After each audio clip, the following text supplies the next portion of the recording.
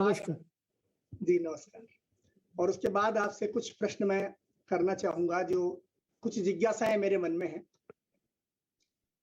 मैं प्रयत्न करूँगा कि अपनी समझ से उनका उत्तर देने की कोशिश करूँगा। जी, चलिए, लेकिन बहुत-बहुत आप तो खुद भाषा के विद्वान हैं, अब मैं आपका क्या उत्तर दे पाऊँगा, मैं समझ नहीं पा रहा हूँ। सब आपके शिष्य हैं और आपसे निरंतर हमको सीखते रहना है और आपका तो अपना अनुभव इतना इतना व्यापक है। आपके आपके अनुभवों के आधार पर आप हम सब लोगों को एक दिशा देते रहे हैं और देते रहेंगे। जी, तो जी। आपके विचार हमारे लिए बहुमूल्य होंगे। जी, जी। तो मेरा पहला प्रश्न ये है और वो विभिन्न भारतीय भाषाओं के साथ भी जुड़ता है। जैसे अभी पूर्व में एक विद्वान जो अभी बोल रहे थे, तमिल भाषा का ज़िक्र कर रहे थे और उन्होंने बड़ी बड़ी अच्छी बात कही। उन्होंने कहा कि दक्षिण में दक्षिण की जो भाषाएँ हैं, उनको उत्तर भारत के जो लोग हैं, वो कितना जानते हैं, इस पर हमें मंथन करने की आवश्यकता है।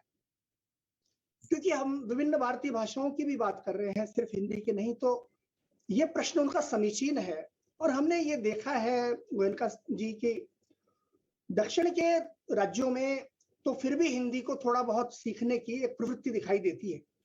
यदि हम ईमानदारी से बात करें, दक्षिण के राज्य हों या उत्तर-पूर्व के राज्य हों, भले ही शिक्षा की वजह से, भले ही हिंदी में कुछ हिंदी के राजभाषा होने के कारण या भले ही हिंदी के माध्यम से एक बड़े बाज़ार तक पहुँचने की एक संभावनाओं के कारण या फिर हिंदी में उपलब्ध अधिक अवसरों के कारण तो थोड़ा ऐसा लग और शिक्षा नीति के कारण भी क्योंकि त्रिभाषा फ़ॉर्मूला भी हमारे देश में है। तो दक्षिण के राज्यों में और अन्य गैर हिंदी भाषी राज्यों में तो हिंदी भाषा तथा देवनागरी लिपि को सीखने के प्रति थोड़ी बहुत इच्छा देखने को मिलती रही है और हम लोग ये कहते ही रहे हैं कि हिंदी को संपर्क भाषा के रूप में भी लिया जा सकता है। यदि हम ये कहते हैं तो इसका कारण यही है कि देश के कोने-कोने में लोग कुछ हद तक हिंदी को जानते हैं। लेकिन अब इसी का अगर दूसरा पहलू हम लें, तो भारत के उत्तरी राज्यों में खासतौर पर जो हिंदी पट्टी के राज्य हैं, उनमें तमिल भाषा को, कन्नड़ भाषा को या फिर बंगला को या जो अन्य भाषाएँ हैं, उनको सीखने की प्रवृत्ति लोगों में अपेक्षाकृत बहुत कम देखने को मिलती है। तो आपकी दृष्टि में इसकी कितनी आवश्यकता है और ये क्यों हो रहा है? ये प्रवृत्ति क्यों है हमारे बीच में? डॉक्टर साहब ऐसा है, आपका और उन हमारे तमिल विद्वान का जो विचार है वो निश्चय बहुत ही महत्वपूर्ण है। शायद मैं समझता हूँ इस रूप से शायद पहली बार इतनी गंभीरता से ये प्रश्न हमारे सामने आया है। देखिए, जो मैं अनुभव करता हूँ इसके बारे में, ये तो सच है कि उत्तर भारत के प्रदेशों में ये प्रवृत्ति प्राय बहुत ही कम है कि हम दक्षिण भारत की 4 भाषाओं को सीखें और 4 भाषाओं को सीखें और उनके बाद उस भाषा के माध्यम से हमारा उनका संपर्क हो। देखिए, एक तो मुझे ये लगता है कि उत्तर भारत का जो भौगोलिक विस्तार है, वो दक्षिण भारत की तुलना में बहुत ज़्यादा है। दूसरी बात ये है कि उत्तर भारत की ही में इतनी भाषाएँ हैं कि आप उन भाषाओं के प्रति भी आपका लगाव उतना नहीं है जितना आपका, अगर मैं हिंदी प्रदेश में पैदा हूँ तो मेरा लगाव हिंदी भाषा के प्रति है। तो आप ये समझिए कि उत्तर भारत में भी इतनी भाषाएँ हैं कि हम हिंदी भाषी लोग पंजाबी या बंगला या भोजपुरी या पूर्वोत्तर की भाषाओं के बारे में, स्वयं उनके बारे में भी हम कितना जानते हैं। तो ये जो शिकायत है ये बिल्कुल ठीक है दक्षिण भारत के लोगों की कि हिंदी का जो प्रदेश है या हिंदी भाषी जो लोग हैं, वो चूंकि भौगोलिक दृष्टि से इतनी व्यापक और विस्तृत है कि वो अपने क्षेत्र की भाषाओं तक ही नहीं पहुंच पाते। एक बात।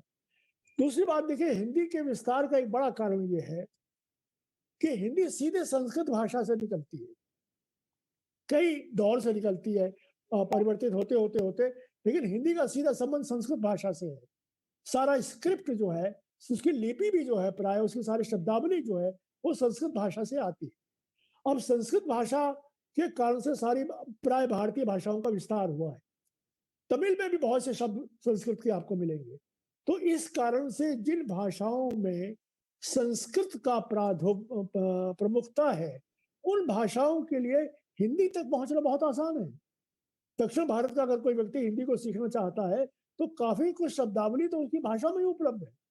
इसलिए मुझे लगता है कि दक्षिण के लोग बड़ी उत्सुकता से, बड़ी सहजता से हिंदी भाषा को सीख पाते हैं। तीसरी बार समस्या है लिपि की। हिंदी का जो व्यक्ति है वो देवनागरी लिपि जानता है, लेकिन जो दक्षिण भारत की भाषाओं की लिपि है, उस लिपि के साथ वो इतनी सहजता से जोड़ नहीं जैसे मैं अगर कोशिश करूं तमिल, मलयालम और कन्नड़ भाषा सीखने की, तो मेरे सामने सबसे बड़ी समस्या लिपि की आती है। लेकिन संस्कृत में और हिंदी के लिपियों में कोई बहुत अंतर नहीं है। तो मैं समझता हूँ ये शायद प्रमुख भाषा है और वास्तव में जो त्रिभाषा फार्मूला आपने बात कही, ये हिंदी भाषी क्षेत्रों का बहुत ही दुर्भाग्य है कि उन्होंने उसका ठीक तरह से व्यवहार नहीं किया।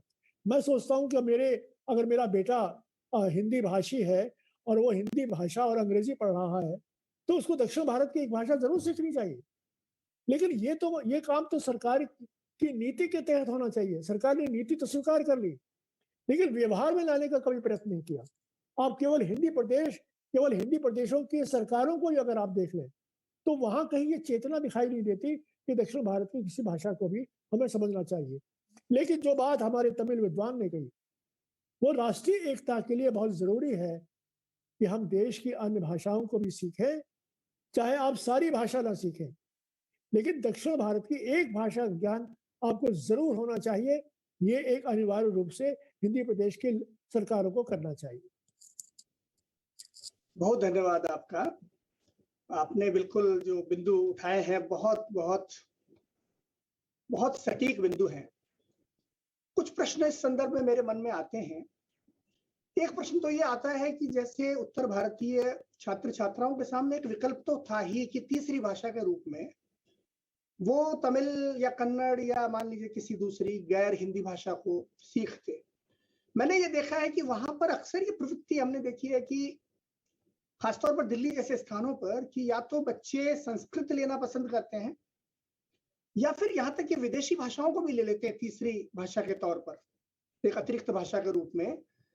किंतु दक्षिण भारतीय भाषाएं हुई या पूर्वोत्तर की भाषाएं हुई, उनके प्रति उतनी इच्छा उनको मुझे नहीं लगता है कि देखने को मिलती है। या तो उनको ये लगता हो कि एक विदेशी भाषा सीखने पर हमारे लिए अवसर खुलेंगे दूसरे देश में जाकर के भी कुछ करने के। तो विदेशी भाषा और संस्कृत के प्रति तो थोड़ा लगाव देखने को मिलता है, किंतु दक्षिण भारत की भाषाओं के संदर्भ में थोड़ा सा वो लगाव मुझे कम दिखाई देता है।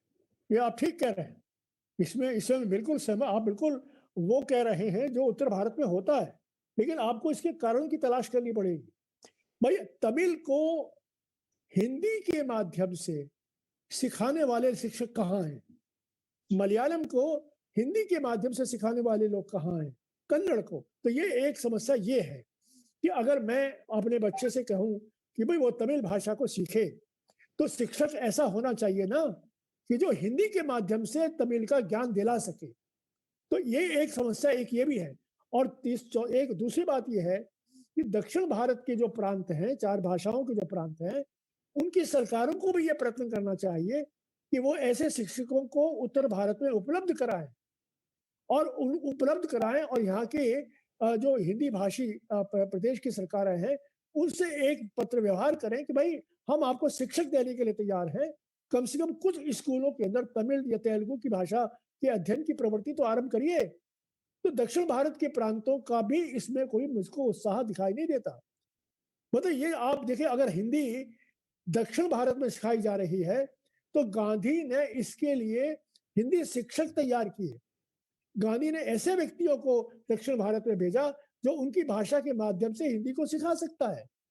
तो एक बड़ी समस्या यह है उत्तर भारत में कि इन भाषाओं को सिखाने वाले हिंदी माध्यम से शिक्षकों की उपलब्धि नहीं है।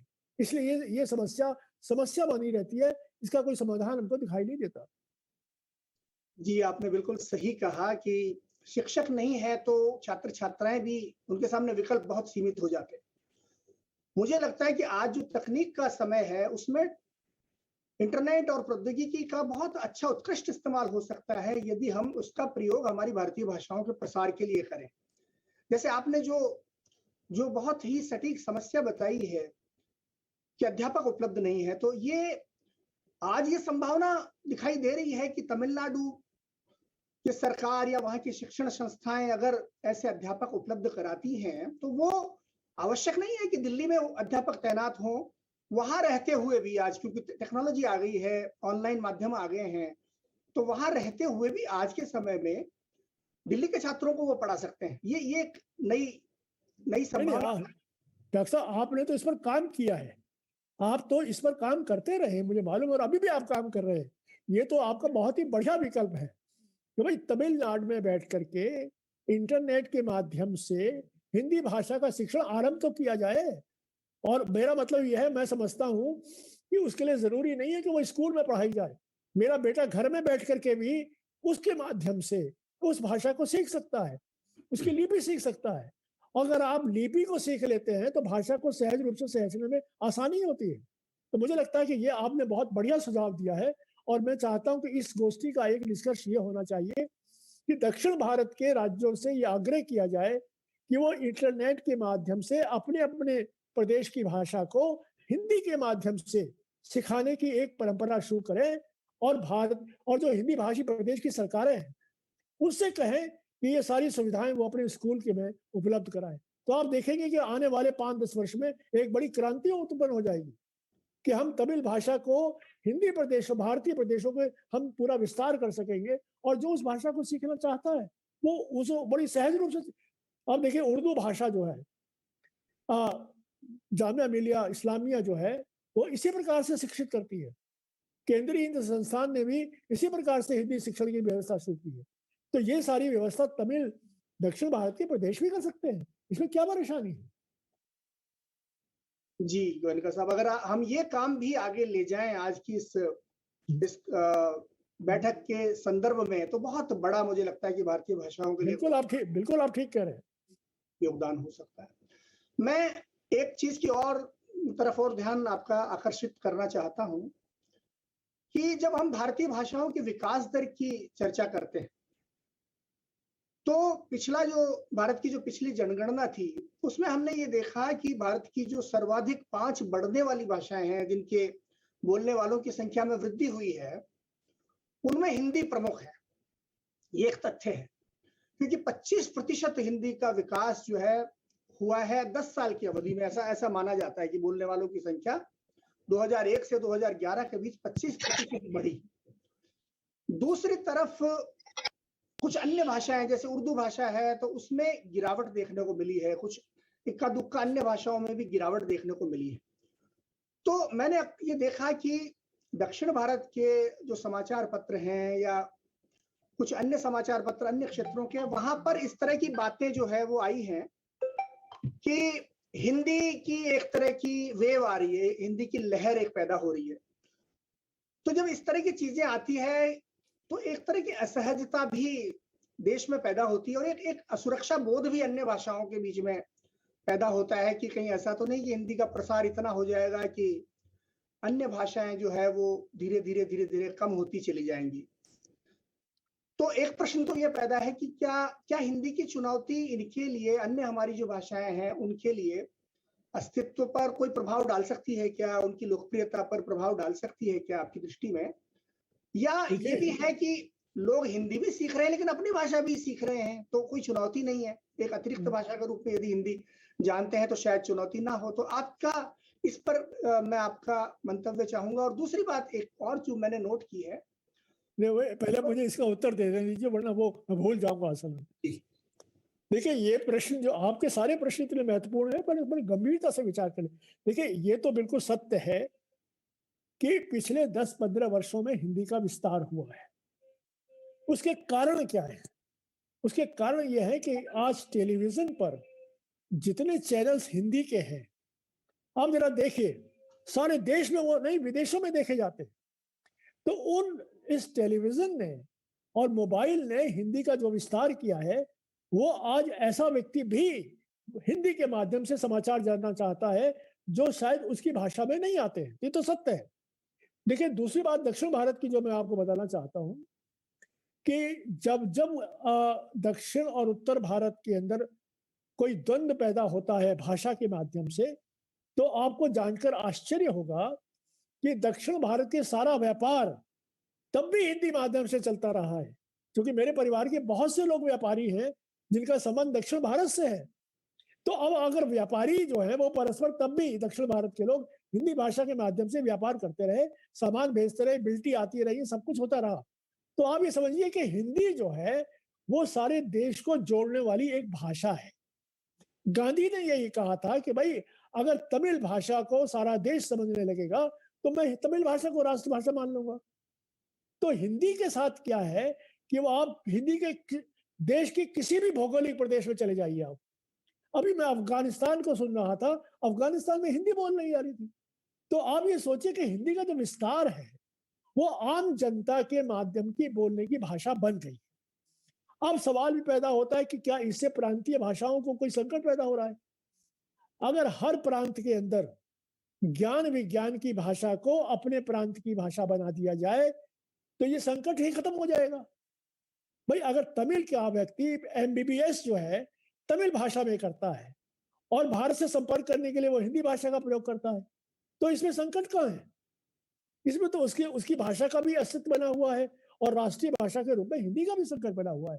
हिंदी का भी अस्तित्व बना हुआ है। तो मेरा ये कहना है कि ये थोड़ी सी नीति की स्पष्टवादिता होनी चाहिए। ये मन में भी एक स्पष्ट धारणा होनी चाहिए कि इसकी देश की एकता के लिए हमको हिंदी भाषा का ज्ञान अनिवार्य है। अगर हम हिंदी के माध्यम से सारे देश को नहीं जोड़ पाएंगे तो आप किसी की भाषा के माध्यम से नहीं जोड़ पाएंगे।